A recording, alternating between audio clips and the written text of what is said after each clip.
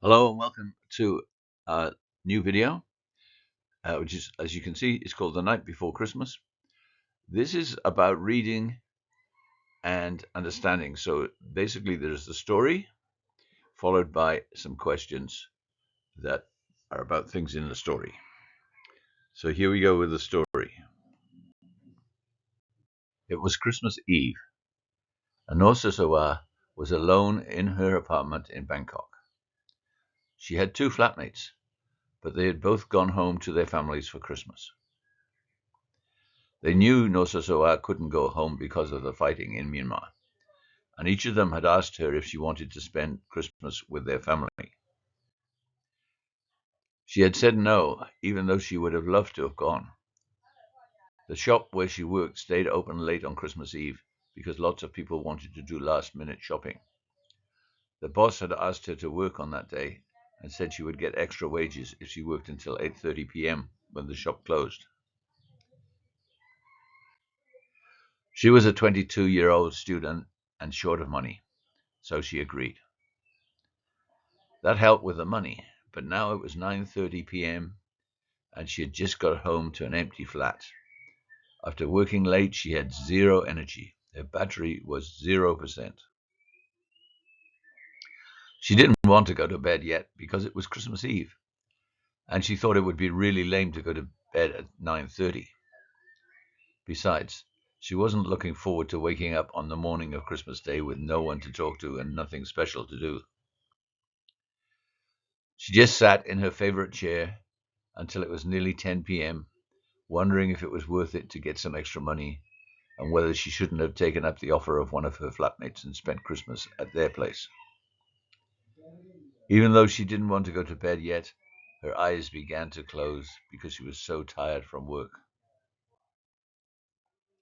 Then, as she was sitting there, nearly asleep, she heard someone knock at the door. She was amazed. No one ever came to their flat, even when all three of them were there. It couldn't be anyone trying to sell something, not this late at night. She got up to open the door, but she was a bit nervous about who it might be. Suddenly, she felt quite vulnerable being on her own and without anyone to call if she needed help. She made sure the chain was on the door so that whoever it was couldn't force the door open if she didn't want to let them in. When she looked through the gap, she was amazed to find that it was a woman. She was about 45 years old, small, and she was holding something in her hand. She looked a bit nervous. Nosasawa had seen her before. She lived somewhere in the same building. She had seen her in the lifts occasionally. "Can I come in?" the woman said. For a second, Nosasawa wondered if this was a good idea, but then she thought, this old woman can't hurt me, so why not? She let the woman in, and they both went through to the lounge area and sat in the comfy chairs. Nosasawa didn't say anything. She thought it was up to the woman to explain why she was there and what she wanted. The woman got the hint and started to explain.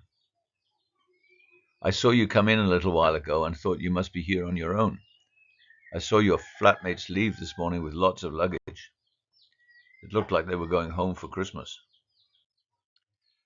To be honest, I thought that you had gone as well until I saw you come in. I'm on my own too, so I thought I would come and visit you. My name's Key. I brought you these." And she started taking something out of the brown paper bag she had brought with her. Nosasawa didn't know exactly what they were, but they were some kind of dessert with fruit and jam inside. They looked delicious. Nosasawa went to the kitchen and got a big plate and two little ones. Key put the four things from the paper bag on the big plate, and they each took one. She took a bite, and wow, they were delicious. She had never tasted anything like it in Myanmar or Thailand. Key explained that Vietnam, where she came from, had been a colony of France in the past, and this kind of food was not a traditional Vietnamese food. The French had brought it to Vietnam. "We fought hard to get rid of the French," she said, but we kept the things we like, including a lot of their desserts. They were speaking in Thai. Neither of them was very good because they had only started to learn it after they moved to Thailand, but they could just about understand each other. They talked for a while about where they'd come from and why they came to Bangkok. They found that they got on very well together, and they were soon like old friends. "Isn't it strange?" said Siswa. "We've seen each other many times in the lift, but we've never even spoken to each other before." In the lift, I could see that you were a different age group from me and a different culture. I thought we had nothing in common, but I was 100% wrong. Key agreed. "I was so scared coming and knocking on your door. I didn't have any idea what you'd be like, and I only came because it was Christmas. Any other time of year, I wouldn't have done it." "I wonder how many other people are on their own in flats in this building this Christmas." Suddenly Key sat up in her chair. "We should invite everyone to get together and have a shared Christmas lunch tomorrow." "How can we do that? It's 10:30 p.m. We can't go knocking on everyone's door at this time of night." "I know," said Siswa. "I can make an invitation on my computer in about 5 minutes, and we can put one in each person's mailbox. They're all together by the entrance, so it'll be really quick." If they were going to do this, it called for some rapid-fire decision-making. They had to decide when and where it would be, and they had no idea how many people would come.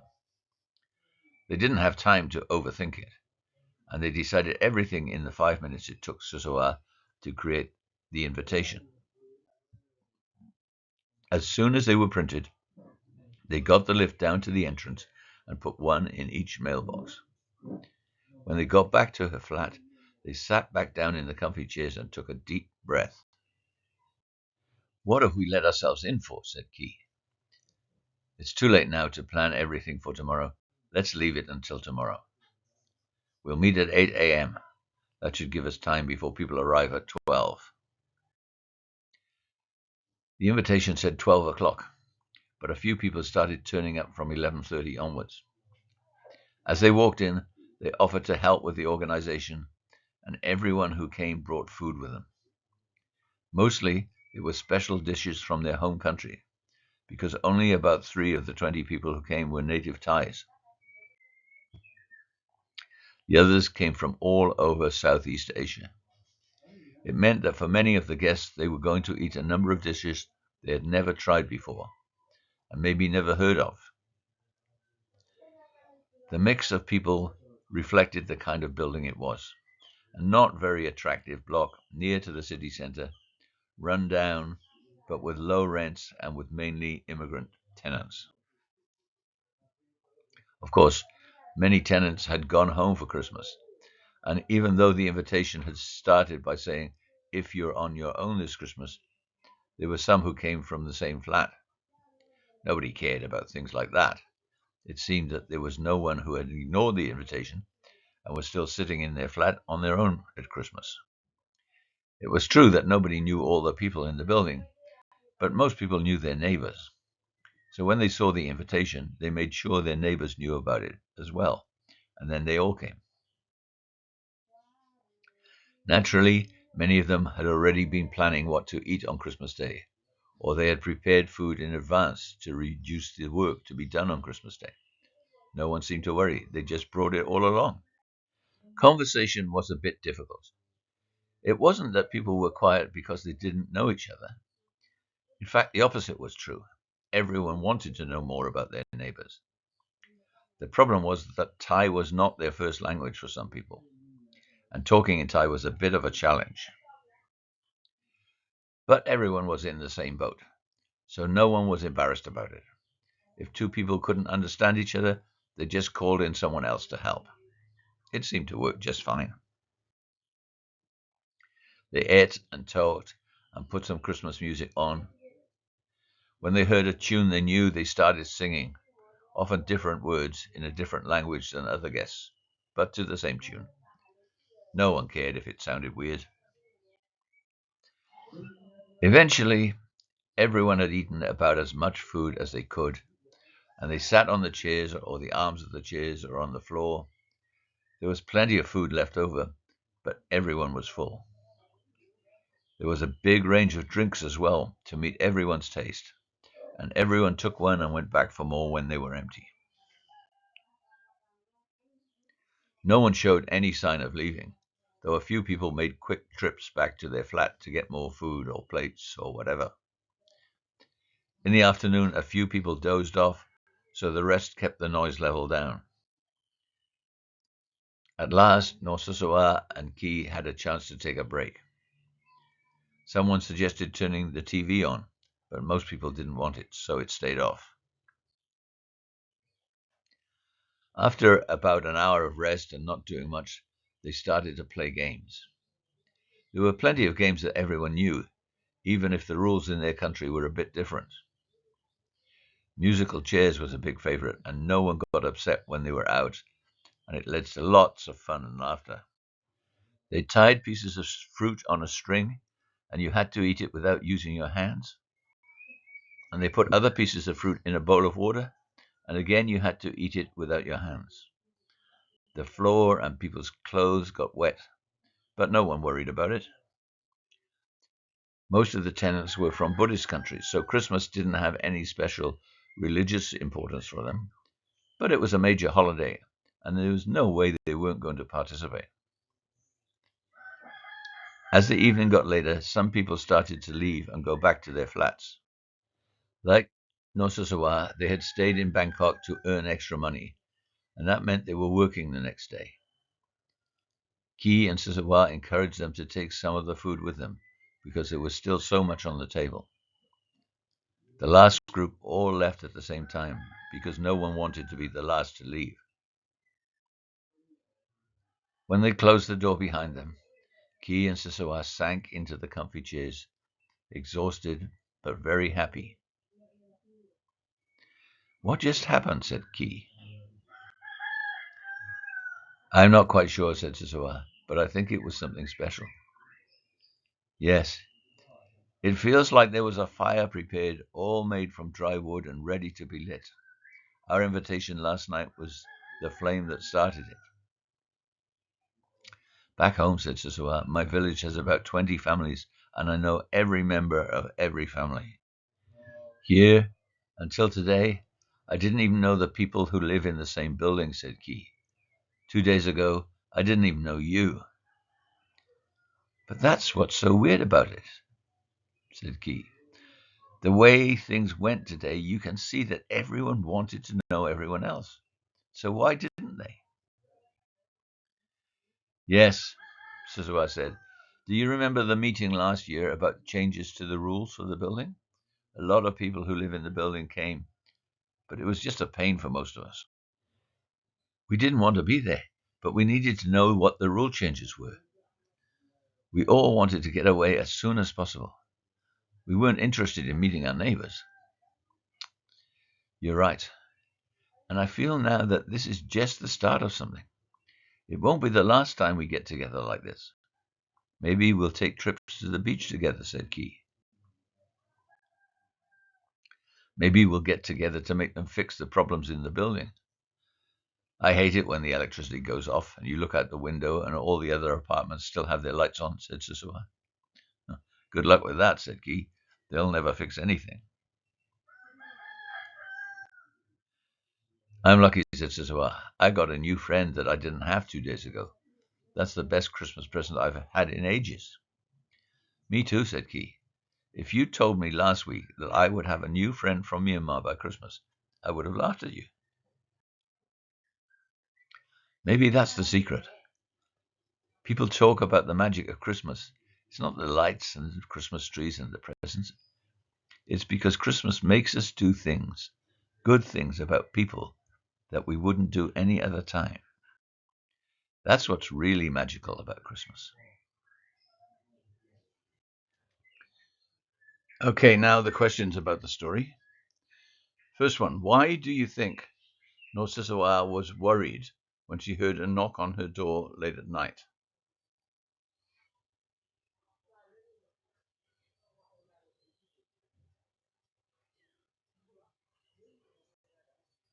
And the answer,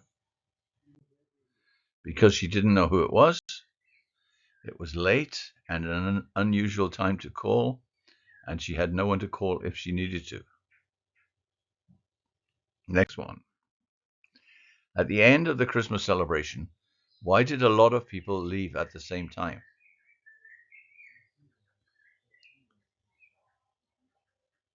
You might want to go back through the video to try to find the answers to some of these. The answer to this one is because no one wanted to be the last to leave. Next one.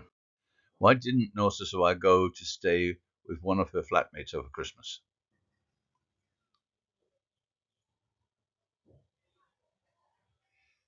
And the answer was because her boss wanted her to work and offered her extra money, and because she was a poor student and needed the money.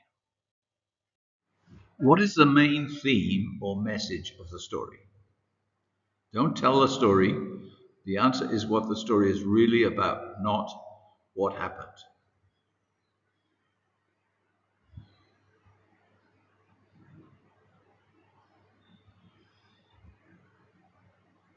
So you might want to pause and have a think about that. I'm going to go straight on with my thoughts about it. It's about the power of Christmas to make us do things that we wouldn't normally do, and especially to care about other people. That's the main theme of the whole story. Next question. Are there any other smaller themes inside the main theme? And again, you might want to pause and think about this one. You might have already identified some of them, trying to answer the previous question. I'm going to go straight on with the answer. So, another theme, a minor theme, is it's a hard life being an immigrant living in Bangkok. Another one, people want to find new friends and know their neighbors, even though they often ignore them. And the last one, it's not very hard to get over the differences between people. And this is the end, my friend. See you next time.